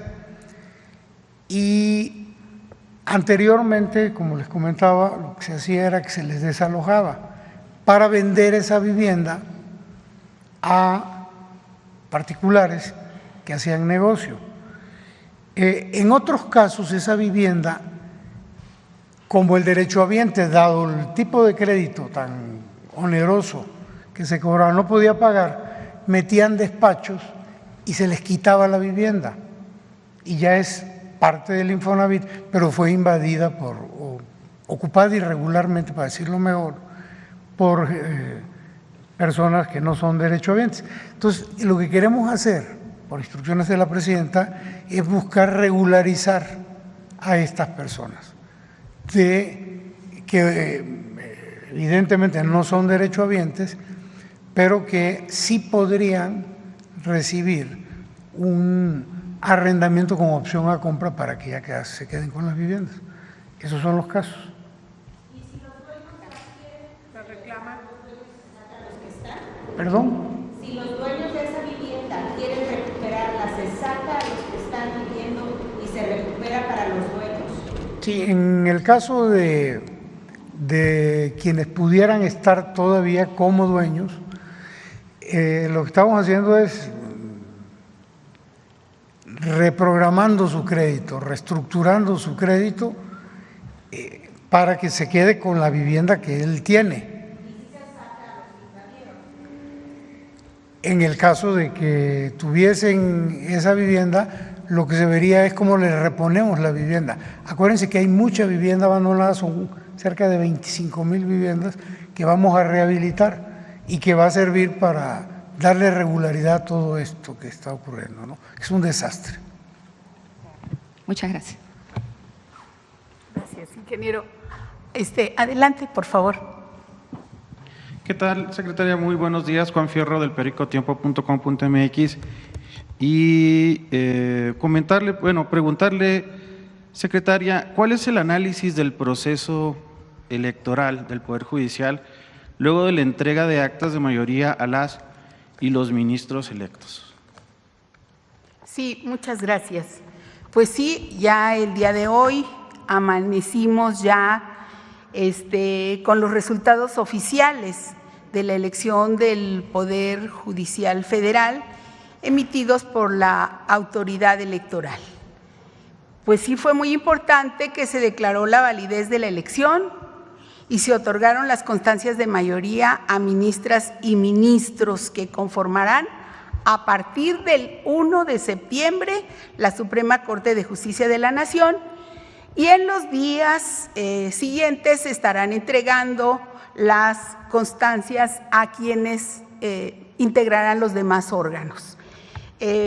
Pues estamos muy contentos ya, porque esta era una parte importante, tanto la declaración de validez como la entrega de las constancias a todos los integrantes de la Suprema Corte. Y creo que este nuevo Poder Judicial tendrá una responsabilidad grande de resolver asuntos de suma trascendencia para la vida nacional.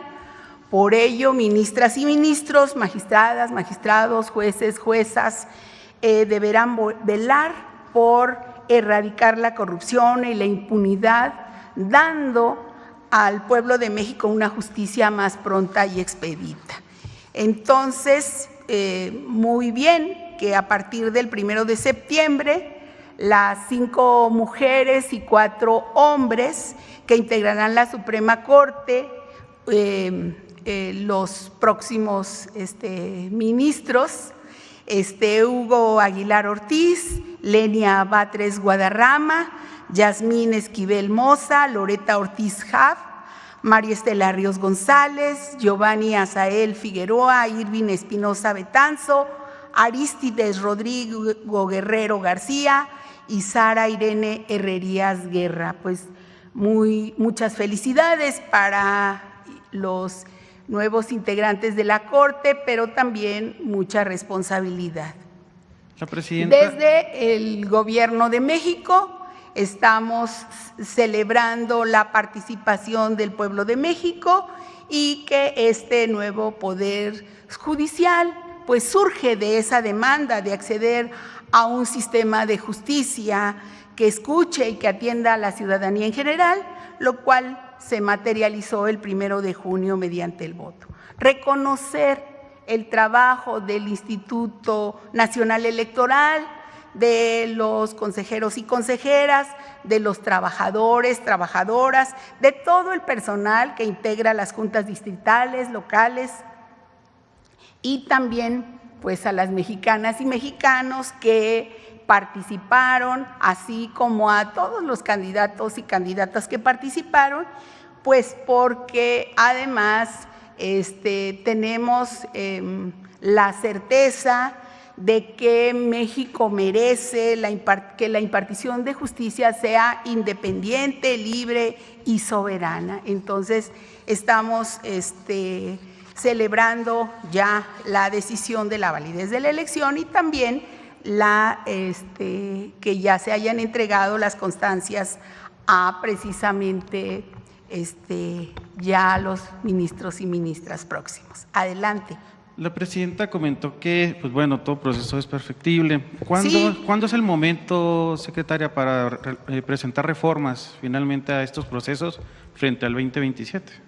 Pues yo creo que hay tiempo suficiente para que se discuta en todos los espacios, que se puede mejorar, que se puede dejar, porque fue una buena experiencia, y en qué, por ejemplo, necesita unas correcciones mayores. Pero nosotros consideramos que para ser la primera vez, una experiencia bastante compleja, pero salió adelante el proceso.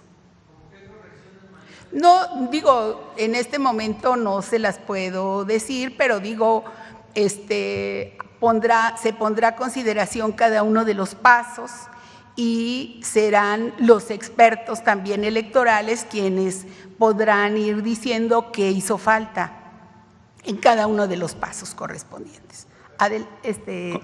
Perdóneme, primero está él que tiene la palabra, ahora respondemos rápidamente. Gracias. Continuando después de este proceso, la presidenta informó que después de las elecciones vendrían cambios en el Tribunal Federal de Justicia Administrativa.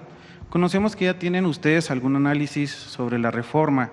¿Nos podría confirmar si este documento busca que el Tribunal Federal de Justicia Administrativa ya no pueda otorgar suspensiones cuando se permita la continuidad de las conductas que contribuyan a una infracción? Ya lo veremos específicamente también. Vamos a hacer el análisis correspondiente de cada uno de los artículos y vamos a revisar junto con el Poder Legislativo cuál es la reforma correspondiente. Por el momento, esperemos. ¿Hay fecha para mandarla? Por el momento esperar, no tenemos una fecha específica. Ya por último, secretaria, acerca de México Te Abraza, este programa que inició pues prácticamente cuando llegó el presidente Donald Trump. Comentarle si ya existe un análisis sobre, en este caso, las personas que están llegando o atendiendo, ya que son muy pocas finalmente las que se están pues acercando a estos puntos, pero en este caso el tamaño de las carpas son pues muy grandes y eso obliga a mucho personal, mucha atención. Sí, se está analizando reducir el tamaño de estos puntos, no en este caso la atención, pero sí reducirlos debido a que son muchos, están muy grandes a comparación de lo que se está atendiendo. Pues sí, específicamente partiendo de ese análisis, se tomó la decisión de que dos carpas que estaban, dos centros de atención que tienen carpas, que tienen todos los servicios, cambiaran hacia el sureste del país. Entonces, uno estará cerca del aeropuerto de Tapachula y otro cerca del aeropuerto de Villahermosa, para darle más atención, alojamiento, alimentos.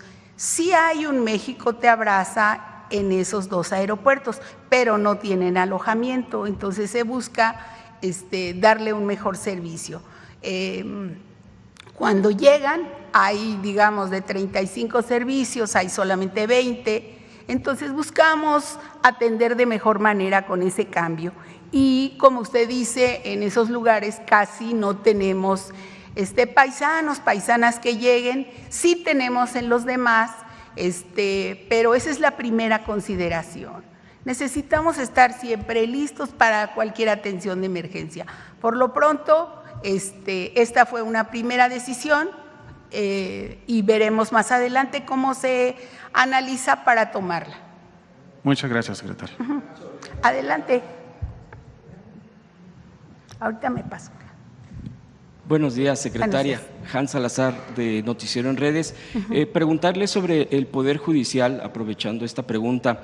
Se aprobó, no se anuló la elección, se le dio el visto bueno, digamos, de parte del INE, pero próximamente habrá todavía una marcha de la oposición pidiendo la nulidad de la elección, diciendo de las irregularidades, según ellos, que es suficiente. Sin embargo, mucha de esa gente, si no es que la gran mayoría de la gente que se está convocando para el próximo 6 de julio, de acuerdo a publicaciones en las redes sociales, es gente que pide la anulación de una elección a la cual no acudió a votar. ¿Qué opinión tiene usted al respecto? Bueno, primero es bien importante señalar que el gobierno de México respeta todas las manifestaciones en cualquier sentido y expresiones también que se tengan. El Gobierno de México siempre va a respetar una marcha, una movilización en cualquier sentido. Segundo, nosotros nos apegamos a lo que digan los órganos electorales y esa es la guía en cualquier situación, esperar qué dice el Tribunal Electoral del Poder Judicial de la Federación para que continúe y que se convierta en realidad el 1 de septiembre la asunción de la nueva Suprema Corte de Justicia de la Nación. Tenemos una gran esperanza, mexicanos y mexicanas, en el trabajo que vayan a desarrollar. Entonces, esa sería mi respuesta. También respecto a esto, bueno, pues ya se le entregó incluso la constancia a los futuros ministros, ministras, particularmente al ministro presidente, que Hugo Aguilar es ya sabido de que es de pueblos originarios, originario de pueblos originarios de Oaxaca.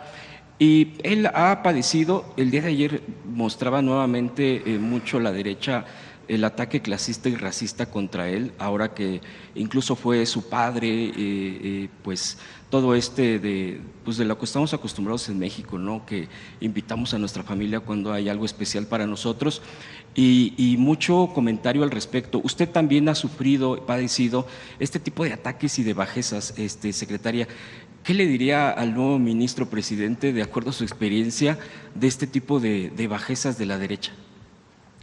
Pues que el pueblo de México lo apoya, que el Gobierno de México también, que estamos muy orgullosos de él, de su trayectoria y que no haga caso de la discriminación que algunos tienen con respecto a muchos de nosotros, que pues siempre sufrimos de clasismo, de racismo, pero que el pueblo de México es sabio y que finalmente pues el pueblo de México decidió con su voto hacerlo ministro, el primer ministro pues de la época contemporánea que tiene un origen indígena.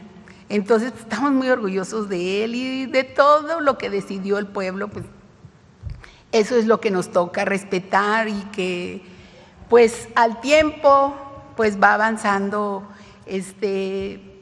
la inclusión del pueblo de México con sus decisiones. Así que pues estamos muy orgullosos, que no haga caso de tanta maledicencia y pues los pueblos originarios son nuestra historia, es el legado de nuestros antepasados, todo lo que estamos viviendo. Así que a él, a su familia, a todos los que votamos por él, pues muchas felicidades. Gracias, secretaria. Todavía no acabo. Usted tiene la palabra.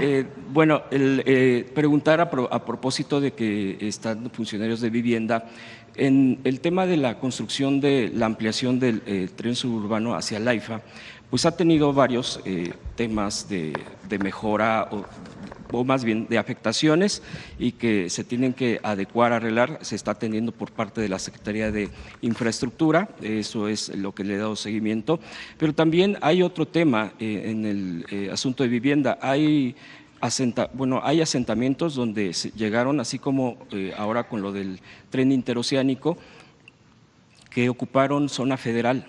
De hecho, así hay una parte junto a alguna de las estaciones hacia el AIFA y preguntarle aquí a algún funcionario que pueda responder sobre si se está atendiendo esto para regularizar ese tipo de viviendas o qué alternativa, porque ya llevan, de acuerdo a lo que dice la gente, más de 20 años, cuántas son las viviendas que están contemplando o si apenas lo van a revisar.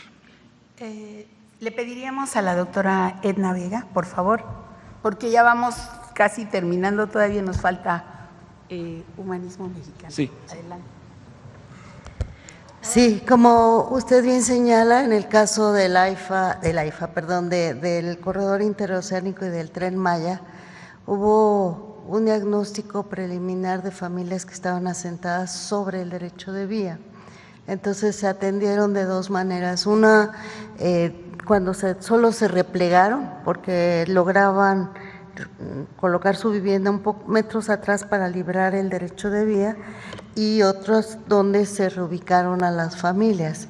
En total se atendieron a más de 5,000 familias, tanto en el interoceánico como en el Tren Maya. Ahora, para trenes se está haciendo lo mismo, al mismo tiempo que se está negociando con los propietarios afectados para generar el derecho de vía, también con las familias que habitan sobre la misma.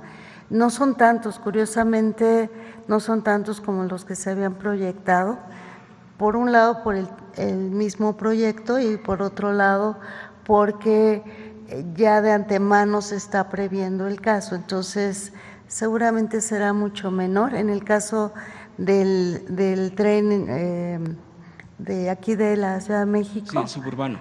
Del suburbano lo está atendiendo directamente el gobierno de la Ciudad de México, y si nos piden algún tipo de apoyo, por supuesto. Pero es una pregunta, disculpe, secretaria, es que zona de Tultepec, es Estado de México. Entonces entra en el universo que vamos a atender. Todavía no lo tengo muy claro, le soy franca, pero todos estos casos los estamos atendiendo en una mesa interinstitucional con SICT y con todas las instituciones. ¿Podrían ver eso? Sí. Ok. Lo podemos revisar. Gracias. Gracias. Por último, secretaria, preguntarle sobre… ¿Mande? Preguntarle sobre el caso Vallarta, a propósito de estos cambios en el Poder Judicial, a propósito de lo que ha pasado con el caso de la señora, bueno, es más conocido con el caso de la señora Wallace, que pues se ha ido resolviendo poco a poco. Usted llevó a cabo una responsabilidad también en su encargo anterior, con del sexenio del expresidente López Obrador, de casos de injusticias, de casos diversos. ¿Usted considera que con estos cambios, con este proceder, porque siempre hay esa duda del caso Vallarta, se había dicho que había otro tipo de acusaciones, de casos, pero después no queda ya después muy claro si ahí tiene que intervenir la Fiscalía General nuevamente o si se tiene que desistir, porque otros dicen que sí. En fin, hay todo ahí un tema muy confuso para mí. Y el otro es cómo va el avance de las reuniones. Yo sé que Gobernación tiene reuniones también para el avance de las huelgas mineras, concretamente el de Cananea, el de Tasco y el de Sombrerete. Preguntarle si hay avances al respecto, cómo va esto, y le agradezco las respuestas. Sí, muchas gracias. En relación con el caso Vallarta y otros, sí tenemos nosotros confianza en que con la llegada de los nuevos integrantes del Poder Judicial se podrán revisar a fondo estos casos, ver cómo ha sido el comportamiento, digamos, de los jueces, de los abogados, también de la parte de la Procuración de Justicia, revisar a fondo estos casos para tomar una determinación. Nosotros pues hemos estado empujando toda vez que hemos encontrado en ese caso pues a vista de todos esta parte de tortura. Entonces son casos que tendríamos que estar viendo a fondo, pero en el caso de la Secretaría de Gobernación, por eso hablo desde desde la parte de lo que nos corresponde. Hay una mesa de amnistía que, como ustedes saben, revisa amnistías, indultos, libertades anticipadas, todo.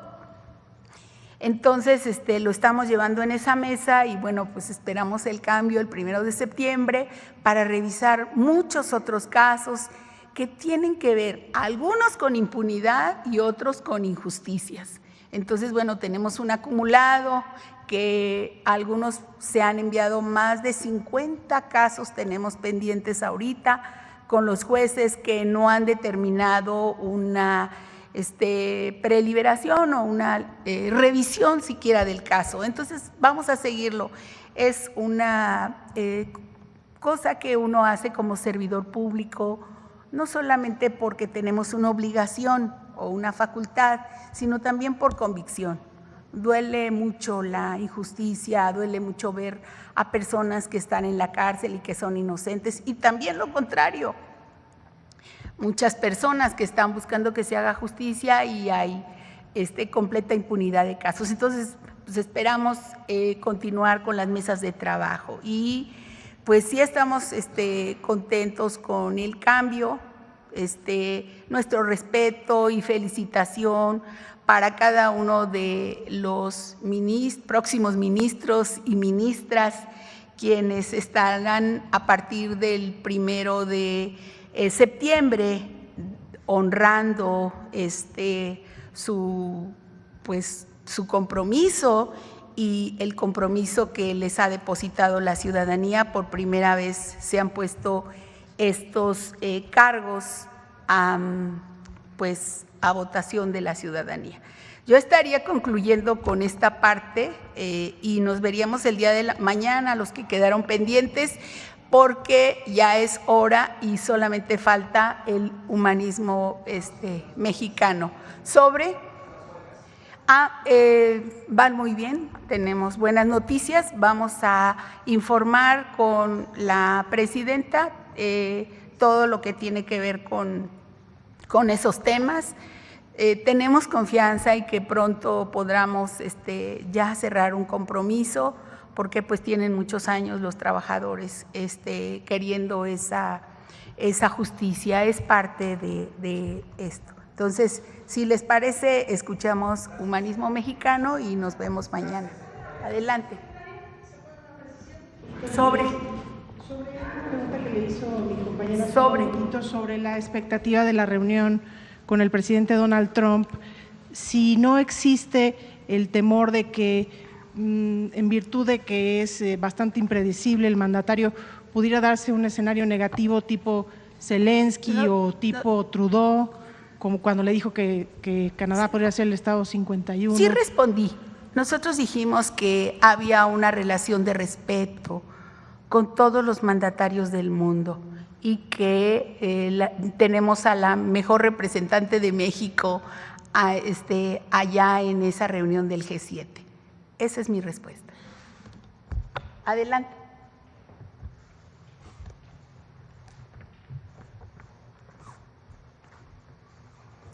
Con su permiso, secretaria, buenos días. ¿Sabían ustedes que las victorias militares de Francisco Villa perseguían un ideal humanista? Así es, el bienestar de los menos favorecidos fue una prioridad de la Revolución Popular Villista en el norte de México.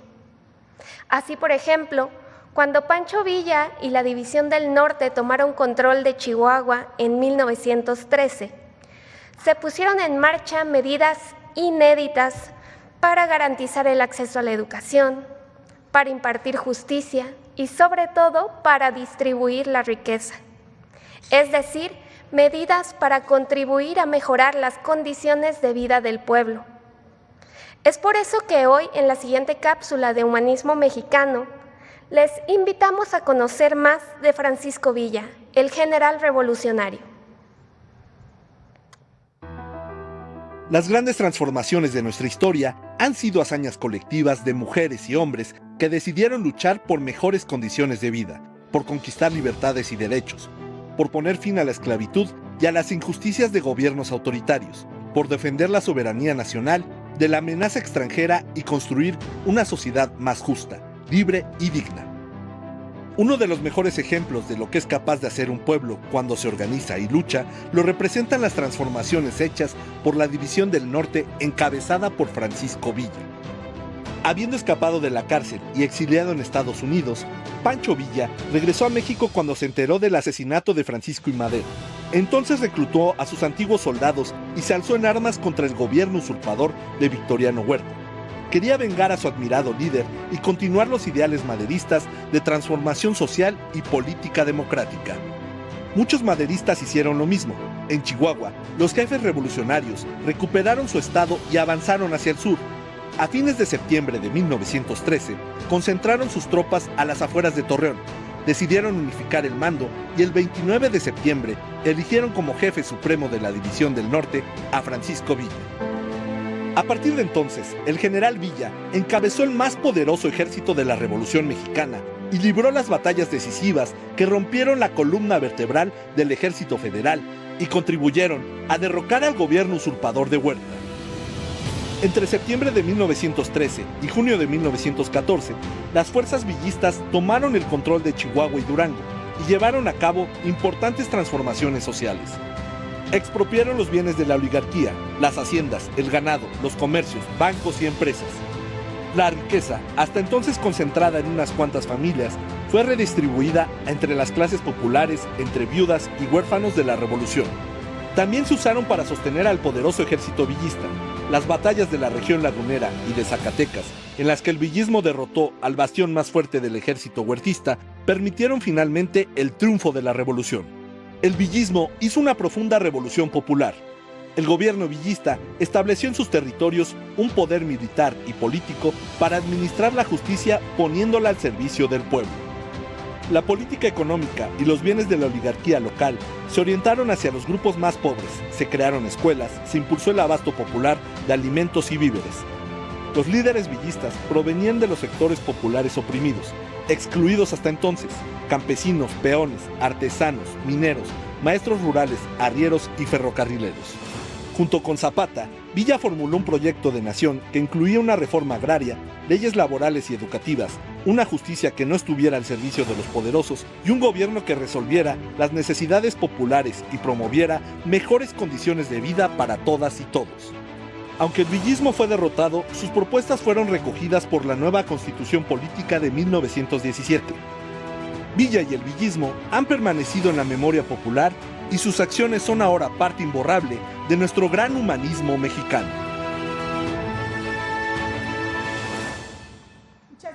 Muchas gracias.